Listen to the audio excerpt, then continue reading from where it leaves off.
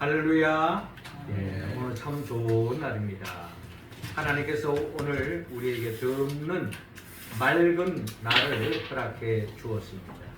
아직 무더위가 시작되지 않았기 때문에 나름 크게 덥지도 않고 또 선선하게 예배를 드릴 수 있게 되었습니다.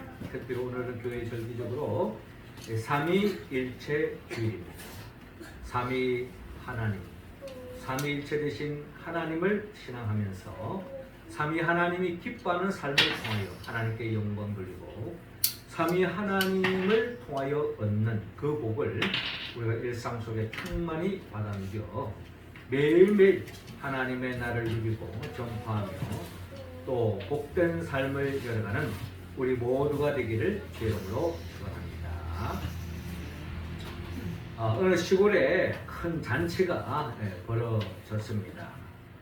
자, 잔치가 벌어졌는데 그 잔치의 집에 많은 사람들이 이제 모이고 그 잔치 집에 음식을 준비를 하게 되었는데 이 시골에 무엇을 가축을 많이 기르는데 무엇을 잡을까 고민을 하다가 또 잔치인 만큼 이 많은 사람들에게 맛있는 고기를 대접해야 되겠다 하는 그런 마음을 가지고 소를 잡으려고 했습니다.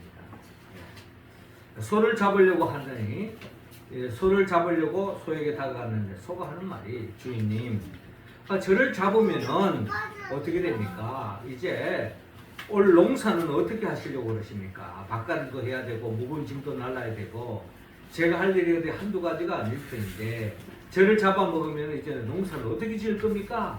하는 거예요. 그 이야기를 들어보니 일리가 있죠. 그래서 결국 소를 잡지 못하고 이제 마침 마당에 뛰어다니는 개를 잡으려고 했습니다. 그랬더니 이제 이 개가 또 하는 말이 아니 주인님 저를 잡으시면 이제 앞으로 밤에 도둑이 들어오면 어떡하려고 그럽니까? 제가 밤마다 도둑을 지키고 집을 지키고 있지 않습니까? 저를 잡아 먹으면은 이제 도둑을 잡을 수가 없어요. 그 이야기를 들으니 그것 또한 일리가 있는 거죠. 그래서 주인이 또 개를 잡지 못했습니다. 그리고 또 그 다음에 닭이라도 잡아야 되겠다 싶어가지고 이제 닭을 잡으려고 하니 결국 이 닭들이 또 하는 이야기가 저를 잡아 먹으면은 새벽에 누가 깨울 겁니까?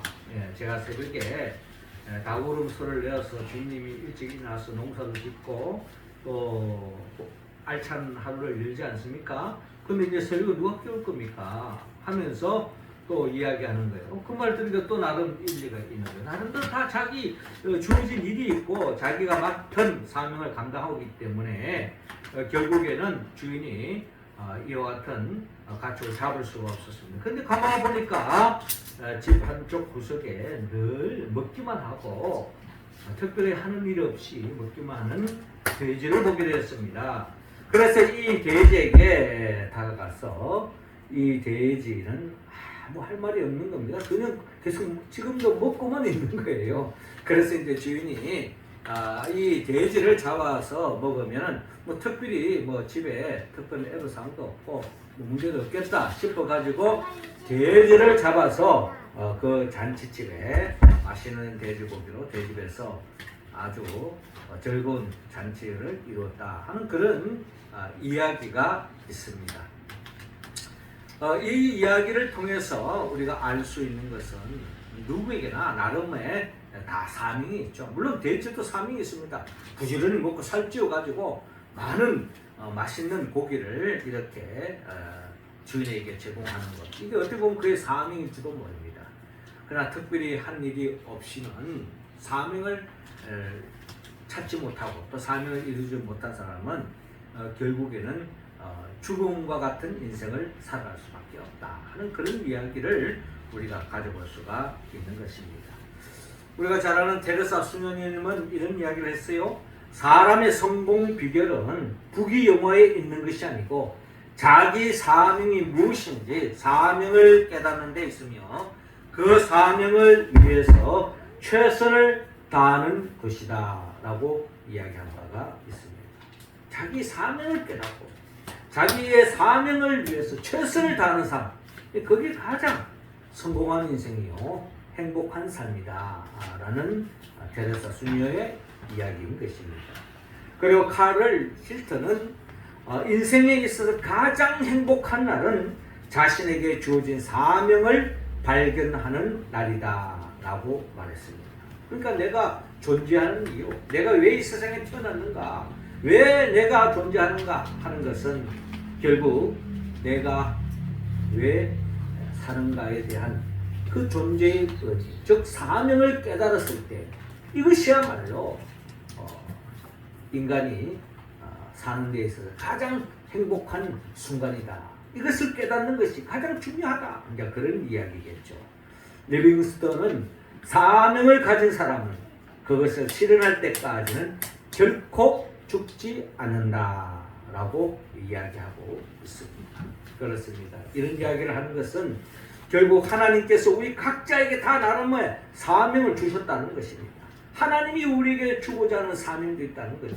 그 사명이 내가 맡은 그 일을 다 감당할 때까지는 하나님께서 보장해 주신다, 지켜주신다, 함께 해주신다, 어떠한 위기도 극복하게 하신다. 그러나 그 사명이 다하는 그 순간에 내 삶을 마감한다면 그거야말로 더없는 영광스러운 삶이다 라고 이야기할 수 있는 것입니다.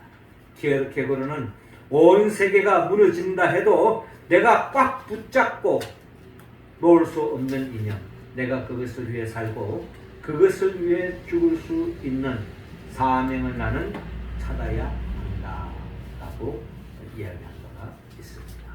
그렇습니다. 우리는 사명의 소중함을 깨닫고 그 사명이 무엇인가를 우리가 늘 인식하고 그 사명을 이룸으로써 우리의 삶에 더없이 가치 있는 행복한 나날이 되기를 하나님은 원하고 있습니다. 그렇다면 여러분들의 사명은 무엇이라고 생각합니까? 나의 사명은 뭐냐? 내가 왜 존재하느냐? 왜 하나님이 나를 이 땅에 보냈느냐? 나의 사명이 뭐냐? 그것을 우리가 뭔가를 헤아려보아야 할 것입니다. 특별히 삼위 하나님의 사명이 있습니다. 성경 66권을 통하여 삼위 하나님의 사명이 뭔가 먼저 우리가 한번 생각해 볼 때에 삼위 하나님의 공통적인 사명이 있다는 겁니다. 우리가 오늘 특별히 삼위일체주의를 보내고 있습니다. 삼위일체주의는 우리가 이론적으로 말로 표현하기는 너무나 신비로운 이론이라고 이야기할 수 있을 것입니다. 아무리 인간적인 언어를 다 이야기한다 할지라도 나름 거기에서 완벽하게 수긍하기에는 너무나도 신비로운 언어가 논리가 바로 삼위일체다라는 겁니다. 한마디로 동일하면서도 동일하지 않다. 성부, 성자, 성령은 동일하지 않다. 그러면서도 동일하다. 이런 이야기가 우리의 말 속에서 이것을 논리를 증거할 수 있는 이야기는 참으로 우리의 머리는 한계가 있다. 그렇기 때문에 삼위일체라고 하는 이 이론은 신앙적인 이야기지 논리적으로 풀어가기에는 너무나도 우리에는 제한되어져 있다라는 것입니다. 자, 그런데 성부, 성자, 성령은 다 다르지만 그럼에도 불구하고 하나다라고 하는 이런 의미를 우리가 생각해 볼 때에 삼위 하나님은 즉 성부, 성자, 성령은 동일한 사명을 가지고 있다. 그렇게 우리는 이야기할 수도 있는 것입니다. 저는 하나님을 저는 창조주 하나님이라고 이야기할 때 우리의 생명을 존재케 하는 우리의 생명을 창조하신 분이 바로 성부 하나님이다 라고 우리가 표현한다면 그 생명을 죄로 말미암아 잃어버린 그 생명을 다시 회복시켜 주신 분이 바로 성자 예수님입니다. 구속하신 예수님입니다.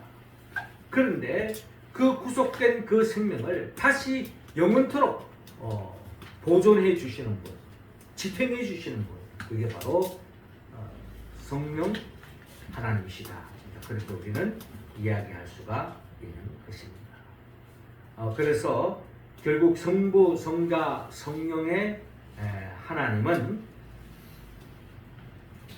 그 하나님을 사명은 결국 우리의 생명을 창조하시고 우리의 생명을 구속하시고 우리의 생명을 지탱하신 삼위 하나님을 우리는 이해할 수가 있는 것입니다. 다시 돌아와서 우리의 사명은 무엇인가? 우리는 삼위 하나님을 통하여 우리의 삶이 시작되어졌고 삼위 하나님을 통하여 우리의 삶이 지속되어지고 삼위 하나님을 통하여 우리의 생명이 존속되어진다면 우리 또한 삼위 하나님의 관심, 삼위 하나님의 사명과 연결되어질 때에 결국 성경이 말하는 인간으로 가장 복된 삶을 살 수 있는 길이다라고 우리는 성경을 통하여 깨달을 수가 있는 것입니다. 그것은 바로 한마디로 말해서 쉽게 표현한다면 우리 교회 비전처럼 이게 바로 생명 사랑이다. 생명 사랑. 우리는 지난 주일에 예수님이 성천하시기 전, 즉 부활하셔서 제자들을 만나면서 제자들이 하셨던 말씀이 뭡니까? 너희에게 평강이 있을지어다. 즉 하나님의 생명의 특징은 바로 평강이라는 것입니다. 그 하나님의 나라의 생명을 누리는 삶, 그 평강을 계속 보존하기 위해서는 성령을 받아야 한다는 거죠. 성령을 받아야만이 하나님의 나라를 누릴 수 있고 그 하나님의 나라를 계속 보존할 수 있다는 거죠. 그리고 그 하나님의 나라를 너희가 충분히 누렸다면 너희에게 머물지 말고 그 복을 많은 사람들에게 나누어라. 그런 의미로서 주님께서 복음을 전파하라 라고 우리에게 권면하셨던 것입니다.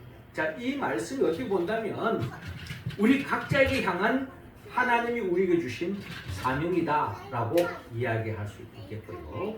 이 사명을 좀 더 확대해서 구체적으로 오늘 성경의 본문의 말씀을 또 다른 언어로 우리에게 하는 말씀이 바로 사명을 이루라는 말씀인데 결국 주님은 우리 모두에 구체적으로 제자를 삼으라 라고 먼저 말씀하고 있습니다. 19절 말씀 우리 같이 한번 읽어볼까요? 시작. 그러므로 너희는 가서 모든 민족을 제자로 삼아 아버지와 아들과 성령의 이름으로 세대를 베풀고. 아멘. 자, 오늘 본문 16절을 이렇게 시작하고 있습니다. 11 제자가 갈릴리에 가서 예수께서 지시하신 산에 이르러라고 말씀합니다. 이제 12 제자였는데 이미 여러분도 알다시피 가룟 유다는 제 갈 길로 가버렸습니다. 어떻게 보면 그는 예수님의 제자로서의 칭함을 받았지만 결국 그 길을 끝까지 가지 못하고 도중하차하고 제 갈 길로 가고 말았다. 그렇기 때문에 우리는 가룟 유다가 진정한 제자는 제자인데 참 제자, 진정한 제자라고 우리는 이야기할 수가 없는 것입니다. 그런 가운데 이제 그나마 부족하지만 또 어떻게 본다면 가룟유다와 같이 주님을 부인하고 배반했지만 그럼에도 불구하고 주님께서 거두어주시고 품어주시고 다시 추스리게 해주셔서 이 11 제자들은 부활하신 주님과의 40일 동안 교제를 이루어지게 되는데 그 가운데 17절에 예수를 배웠고 경배하나 아직도 의심하는 사람들이 있더라 라고 말씀하고 있는데 사실 제자들이 이 부활하신 주님을 만났기는 만났지만 아직도 이게 지금 꿈인지 생신인지 참 헷갈리는 거예요. 어떻게 죽은 사람이 살아날 수 있는가 이런 현실. 그럼에도 불구하고 부활하신 그 주님을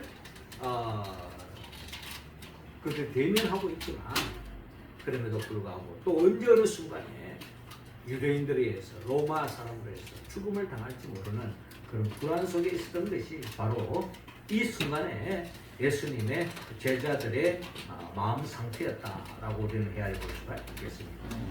자, 이러한 제자들이 어떻게 본다면 오늘 성경 본문 마태복음 28장 16절에서 20절 말씀은 마태복음에 나타난 예수님이 성천하시기 전에 마태복음에 나타난 마지막 유언적인 말씀이다 라고 이야기할 수 있습니다. 마지막 우리가 살면서 우리가 친구들 간에 또 자녀들 간에 또 가족 간에 뭐 이런저런 이야기 하면서 쓸데없는 이야기도 하고 농담도 하기도 하지만은 이제 영원한 이별을 임박했을 때는 그저 농담식으로 이야기하지 않습니다. 나름대로 가장 중요한 정말 하고 싶은 이야기를 남기는 것이 우리가 유언이라고 할 수 있는데, 예수님께서 성천하시기 전에 제자들에게 남겼던 어떻게 보면 마태복음에 나타난 가장 마지막 말씀이 바로 오늘 보면 18절 이하에 나타납니다. 예수께서 나와 말씀하여 이르시되 하늘과 땅의 모든 권세를 내게 주셨으니 그러므로 너희는 가서 모든 민족을 제자로 삼아라 라는 것이 먼저 주님의 당부였습니다. 한마디로 너희는 가서 모든 민족을 제자로 삼아라 라는 것입니다. 제자로 삼아라. 제자로 삼아라 하는 말에는 전제가 되어 있을 거예요. 이 말은 누구에게 한 겁니까? 예수님의 11 제자에게 하신 말씀입니다. 그러니까 제자를 삼기 전에 누가 제자를 삼을 수 있느냐? 제자 된 사람만이 제자를 삼을 수 있다. 내가 제자가 아닌데 어떻게 제자를 삼을 수 있습니까? 먼저 내 자신이 제자가 되어야 합니다. 내가 제자가 되지 않고는 결국 제자를 삼을 수 없다. 그럼 예수님의 제자가 진정 제자, 우리가 말하는 참 제자가 되었던 그 갈림길이 있습니다. 그 갈림길은 우리가 지난주에 성령 강림주의를 우리가 보내지 않았습니까? 그러니까 예수님의 제자들은 성령 강림 역사가 일어난 후 제자들과 마가의 다락방의 오순절에 그 성령 충만을 받기 전에 제자의 모습으로 나누어지는 것을 볼 수가 있습니다. 지금 제자들은 부활하신 주님을 지금 뵀음에도 불구하고도 아직까지 불안해하고 있고 의심하고 있는 게 제자들의 모습. 그러나 이들이 완전히 변화된 것은 예수님의 부활하신 주님을 만나고 확실히 바뀐 것이 아니라 그들이 성령 충만함을 받고 난 뒤에 완전히 세상이 감당할 수 없는 사람으로 바뀌는 것을 우리가 바라볼 수가 있는 것입니다. 그래서 너희는 가서 모든 민족을 제자로 삼아라 하는 이 말씀을 실행에 옮길 그 순간은 바로 그들이 성령 받고 난 뒤였습니다. 성령 받기 전에는 계속 의심하는 거예요. 부활의 주님을 만났더라도 내가 그의 옆구리에 손을 넣어보고 그의 손에 못자국을 만져보고 하지 않고 난 믿을 수 없다. 이게 제자들의 한계였다는 겁니다. 그러나 그들이 오순절 다락방에 성령 받고 난 뒤에부터는 완전히 바뀌었다. 이 성령 받고 난 뒤에는 인간의 이성을 초월하는 그런 하나님의 사람으로 존재로 변화되어지는 것을 바라볼 수가 있습니다. 그러니까 성령 받고 난 뒤에부터 그들은 제자의 길로 진정 걸어갔고 제자 삼는 길, 그 길을 걸어갔다라고 우리는 이야기할 수 있습니다. 그러면 우리가 정말 제자인가 하는 것은 내가 제자인가 아닌가 하는 그 구별은 어디에서 나눠지느냐? 그것은 바로 세례받은 삶을 사느냐 못 사느냐에 나눠집니다. 내가 제자이냐 아니냐.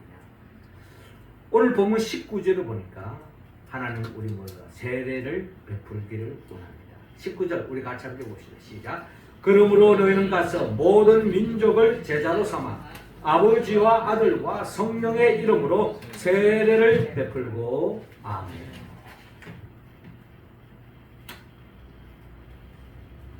아버지와 아들과 성령의 이름으로 세례를 베풀어라. 여기도 전제가 있습니다. 아버지와 아들과 성령의 이름으로 세례를 베풀기 위해서 내가 먼저 세례를 받아야 된다는 겁니다. 그렇죠? 내가 먼저 제자가 돼야 제자를 삼을 수 있고 내가 먼저 세례를 받아야 세례를 베풀 수가 있는 것입니다. 그렇기 때문에 내가 먼저 제자가 되어 있어. 그럼 내가 제자가 되어 있느냐 안 되어 있느냐를 알 수 있는 길은 내가 세례를 받았느냐. 다른 말로 하면 내가 세례 받은 삶을 살고 있느냐. 이게 중요하다는 겁니다. 내가 세례 받은, 형식적으로 세례 받은 건 말을 이야기에 머무는 것이 아니라 세례 받은 삶을 살고 있느냐. 그럴 때 내가 나는 제자구나. 누가 옆에서 당신 제자입니다, 예수님이 제자입니다 라고 말해준다고 해서 제자가 아니라 내가 스스로 내 가슴에 손을 얹어보고 말씀에 근거해서 내가 예수님의 제자인가 확인할 수 있는 방법은 내 일상 속에서 내 삶이 세례 받은 삶을 살고 있느냐. 세례 받는다는 게 뭐냐? 세례 받는다는 것은, 세례는 아버지와 아들과 성령의 이름으로 세례를 베풉니다. 그 말은 아버지와 아들과 성령님이 기뻐하는 삶을 살겠다고 결단한 사람입니다. 소극적으로 이야기한다면 삼위 하나님이 싫어하는 일을 내가 하지 않겠다라고 결단한 사람입니다. 삼위 하나님이 싫어하는 일을 내가 하지 않고 적극적으로 삼위 하나님이 기뻐하는 일을 내가 살고 있다면 내가 세례받은 삶이요, 내가 진정한 제자다. 제자가 중요하다는 거예요.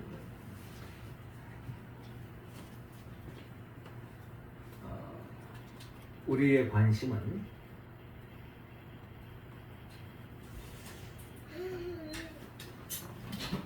내가 정말 주님의 제자인가에서 출발해요. 그리고 더 나아가 우리 성도들이 얼마나 제자가 있는가. 우리는 쉽게 오늘날 교회는 얼마나 교회 사람들이 성도들이 많이 모이느냐, 여기에 관심이 쏠려져 있어요. 와, 우리 교회가 몇만 명 모인다, 수십만 명 모인다. 이게 자랑이가 되어지고 이게 관심거리가 되어지고. 오늘 제가 아침에 얼핏 이렇게 유튜브를 보니까 미국의 Z 세대들이 엄청나게 교회에 몰린다고 합니다. 교회는 이제 한물 닫고 문 닫고, 이제 유럽은 거의 다 문을 다 닫고, 젊은이들은 교회도 찾지도 않고 이런데, 미국에는 지금 매년마다 기하급수적으로 올라가요. 그 중에 특별히 젊은 남성 Z 세대들이 교회에 많이 모여온다. 그런데 이제 그것이 이제 화두가 돼요. 왜 이들이 교회에 찾아오는가? 이제 이건 이제 나름대로 그 유튜브가 이제 그런 걸 이제 이야기하는 그런 내용이었어요. 근데 저는 물론 교회 안 나오는 것도 나오는 게 낫겠죠. 그러나 그보다 더 중요한 것은 얼마나 진정 제자의 길을 걸어가는 사람이 몇 사람 되는가. 이게 사실 더 중요한 이야기입니다. 우리는 그 숫자에 눈이 어두워서 그 숫자에 관심을 끌고 그 숫자에 우리의 시선을 끌어서 거기에 우리가 화두가 되어지지만 그게 중요한 게 아닙니다. 주님의 눈은 정말 이 교회 제자의 길을 걸어가는 사람이 몇 사람이 되겠는가. 또 우리가 성도들을 위해서 기도할 때에 우리 성도들이 다 그 제자의 길을 걸어갈 수 있도록 서로를 위해서 중보 기도해야 할 것입니다. 그렇게 되어질 때 더 없는 기쁨이 되는 거죠. 그리고 그것이 채워지지 못했습니다. 최소한 나 자신이 정말 제자의 길을 걸어가고 있는가? 라고 물어본다. 거기에 대해서 예스라고 대답할 수 있다면 그 사람은 행복자요, 진정한 신앙의 성공자다 라고 우리는 이야기할 수 있을 것입니다. 자, 그렇다면 진정한 제자의 길을 걸어가는 사람의 특징은 삼위 하나님이 기뻐하는 일을 하지만 소극적으로 먼저 이야기할 때에 삼위 하나님이 싫어하는 일을 거절하는 겁니다. 삼위 하나님이 싫어하는 것이 뭐냐?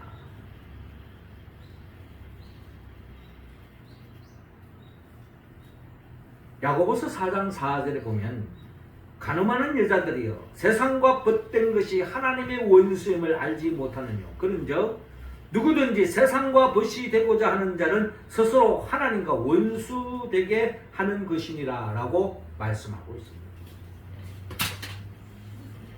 세상과 벗된다는 의미는 성경적으로 이야기할 때 여러 가지 의미를 담고 있습니다만 사실 우리가 이 세상을 발을 딛고 살아가고 있는 가운데 우리가 막 청학동 사람처럼 이 세상을 다 등지고 어디 간다. 그것 또한 세상일 것입니다.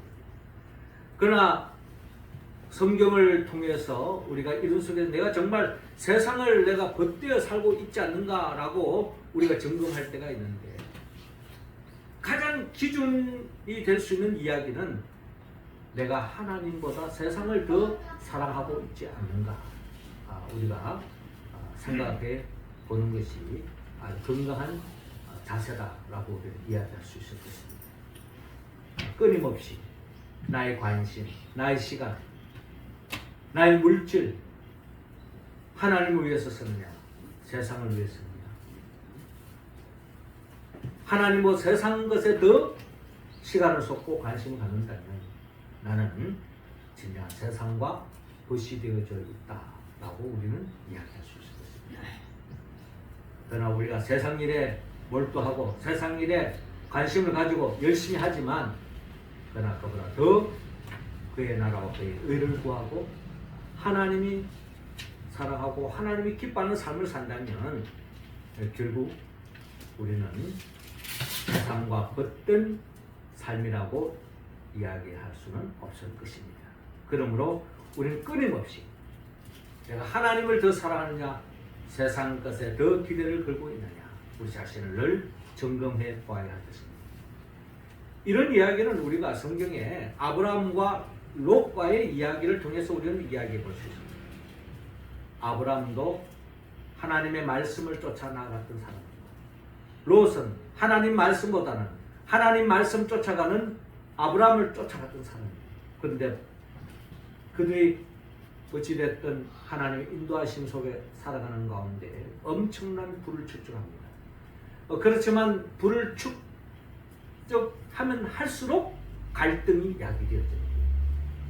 소유가 적을 때는 서로 뭐 우애가 좋다가도 점점 소유물이 커지면 다툼이 커지는 겁니다.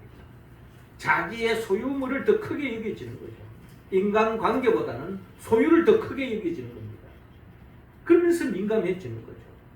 그래서 결국 아브라함이 롯에게 제안하죠. 네가 좌측을 택하면 내가 우측을 택하고 내가 우측을 택하면 내가 좌측을 택합니다. 그래서 택한 것이 롯이 그래도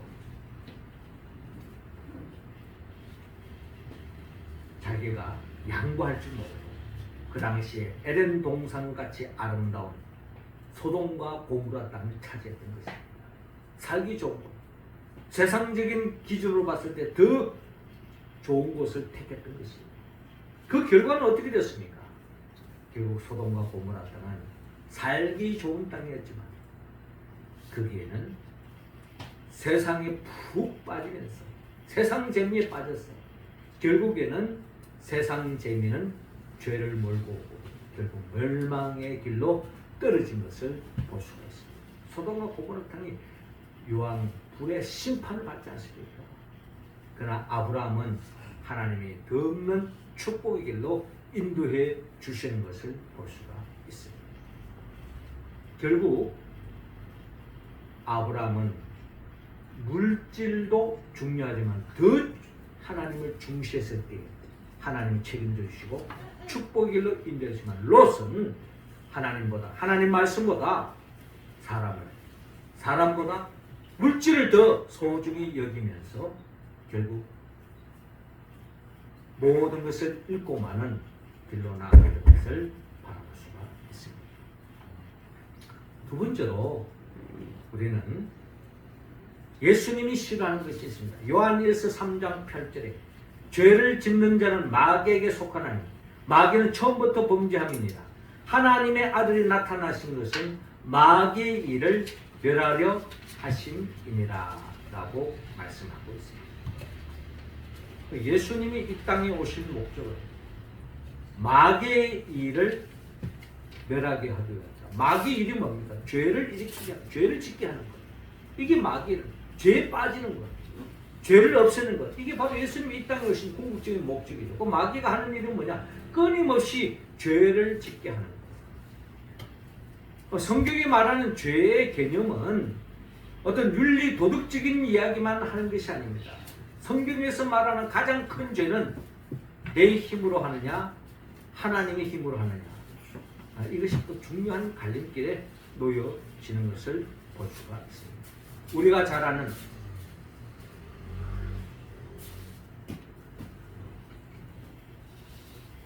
이삭이 아브라함이 두 아들을 낳습니다. 아브라함이 두 아들을 낳는데 한 아들은 이스마엘, 한 아들은 이삭입니다. 근데 아브라함이 자기 힘으로 낳은 아들이 이스마엘이요, 하나님의 은혜로 낳은 아들이 이삭이다. 여기에서 우리는 이삭과 이스마엘을 통해서 죄가 뭔가를 성경은 우리에게 밝히고 있는 겁니다. 여기서 말하는 이스마엘을 낳는다는 것은 자기 힘으로 하는 거예요. 자기 힘으로.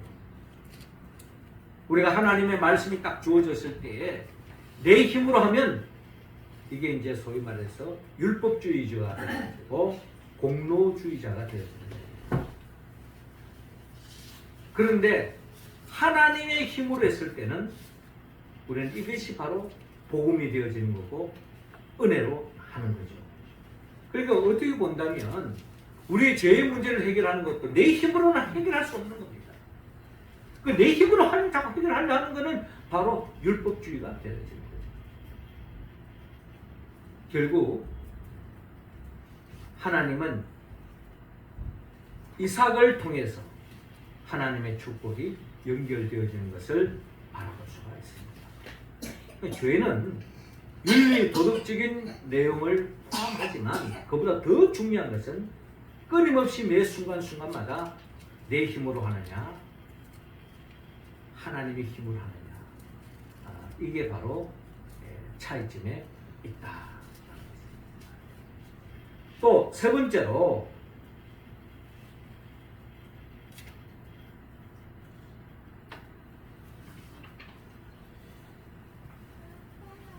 번째로 이야기하는 것은 바로 에서와 야곱에 대한 이야기입니다.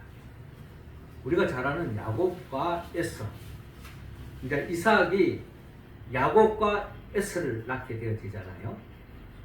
자, 에서와 야곱의 특징이 있습니다. 야곱은 어떠한 일이 있더라도 하나님의 약속의 말씀을 소중히 여깁니다. 그런데 에서는 하나님의 약속보다는 자기 입에 들어가는 육성을 더 소중히 여깁니다. 그래서 에서는 장자로 태어나서 장자의 명분을 차지할 수 있는 하나님의 축복권을 가지고 있음에도 불구하고 그것을 알아보려 하지 않습니다. 소위 심지어 그 장자의 명분을 팥죽 한 그릇에 팔아넘기는 것이 바로 에스의 특징이다. 에스는 하나님의 영적인 그 축복보다는 내 지금 입에 들어오는 그 팥죽 한 그릇을 더 소중히 여기는 것, 이게 바로 육성에 사로잡힌 에스의 특징이다. 성령님이 가장 싫어하는 것이 바로 이런 겁니다. 갈라디아서 5장 16절에 내가 이르노니 너희는 성령을 쫓아 행하라. 그리하면 육체의 욕심을 이루지 않으리라. 육체의 소욕은 성령을 거스리고 성령의 소욕은 육체를 거스리나니 이 둘이 서로 대적하므로 너희 원하는 것을 하지 못하게 하려 함이니라 라고 말씀하고 있습니다. 내 육체의 소욕을 쫓아, 내 욕망을 쫓아 살아가다 보면 그게 만족이 있고 뭐 들떠서 기분이 좋을 줄 모르지만 결국은 성령을 거스르는 것이고 자기의 파괴하는 길로 나아갈 수밖에 없다. 그렇기 때문에 우리는 성부, 성자, 성령의 이름으로 세례를 받았다면 우리는 삼위 하나님이 기뻐하는 삶으로 나아가야 한다는 겁니다. 하나님을 진정 사랑하고 세상도 벗을 하지 않고 우리는 살아갈 수 없는 세상에 발을 들고 살아가야 하지만 그럼에도 불구하고 매 순간순간 세상보다도 하나님을 더 사랑하는 삶으로 나가야 할 것이고 또 사람이 살다 보면 내 힘도 중요하지만 더 중요한 것은 성령의 도움이 없이는 아무것도 할 수 없다는 그런 고백 속에서 끊임없이 하나님의 은혜를 간구하는 사람. 마지막 세 번째로 결국 육성의 소욕을 천무하다. 성령이 기뻐하는 삶을 살아간다. 이러한 삶을 살아가는 것이 진정 삼위 하나님을 기뻐하는 삶, 삼위 하나님이 싫어하는 것을 거절하고 기뻐하는 삶, 이게 바로 진정한 제자의 길을 걸어가고 있는 사람의 특징이다. 이런 삶을 나 자신이 살고 또한 많은 사람들을 그런 삶을 살도록 그렇게 이끌어주고 세워주고 인도하고 이게 바로 제자를 삼는 길이다 라고 우리는 말씀할 수 있습니다.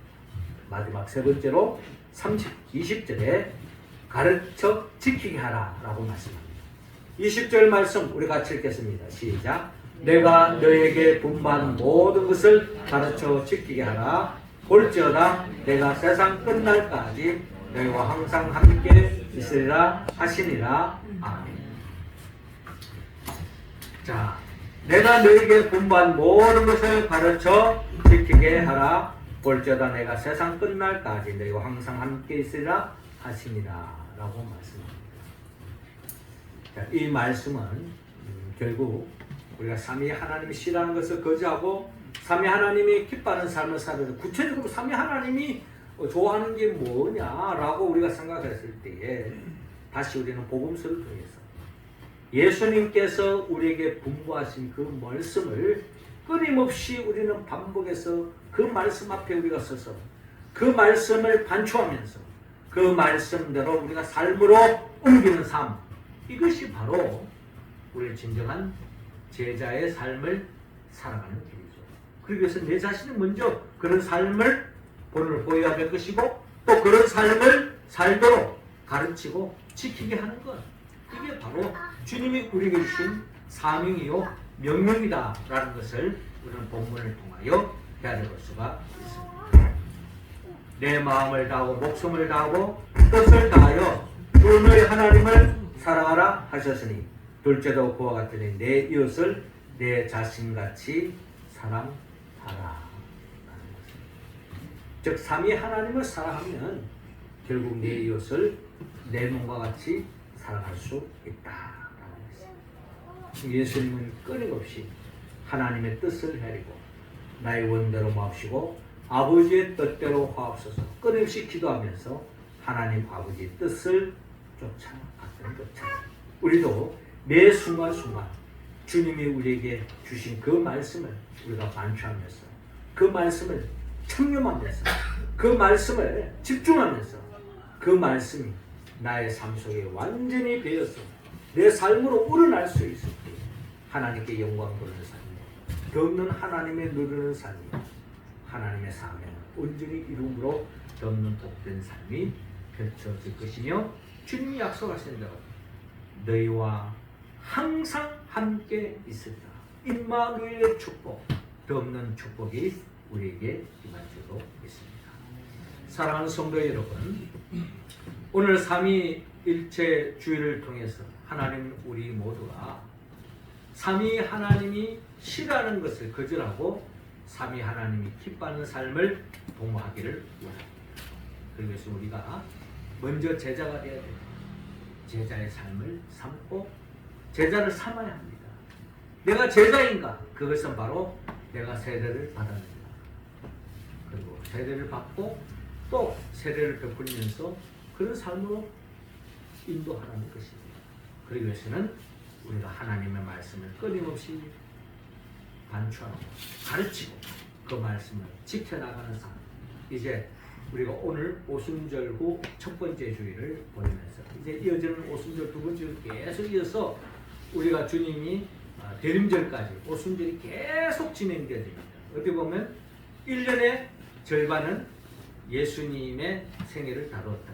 이제부터는 오순절을 통해서 끊임없이 하나님의 말씀을 반추하면서 이 말씀이 우리의 삶 속에 드러날 수 있도록 우리가 힘쓰고 노력하는 그런 모습으로 나아가야 할 것인데, 이런 모든 것들이 우리는 성령의 도움이 없이는 할 수 없다는 것입니다. 성령은 예수 그리스도의 이름입니다. 예수님 누구입니까? 예수님은 우리를 위하여 천지 만물을 창조하셨고, 또 창조된 이 세상 속에 죄로 말미암아 그 복을 누리지 못한 우리들을 구원하기 위하여 친히 인간의 몸으로 오셔서 우리 죄를 대신 짊어지고 십자가에 못 박혀 죽으시고 부활하시고 성천하시고 지금도 하나님 보좌 앞에서 우리에게 성령을 보내주시려고 합니다. 그 성령의 충만함을 받아서 하나님의 일을 도모해 나아가는 주의 백성이 영원한 천국으로 인도하기 위하여 장차 재림하여 오신 예수 그리스도, 그분의 보혜사 성령의 도움을 받았습니다. 매일매일 내가 제자의 길을 걸어갈 뿐만 아니라 제자를 삼고 또 세례받은 자로서의 삶을 살 뿐만 아니라 세례받은 자의 삶을 살아갈 수 있도록 가르치고 지키고 나아가는 우리 모두가 되기를 주의 이름으로 축원합니다. 기도드리겠습니다.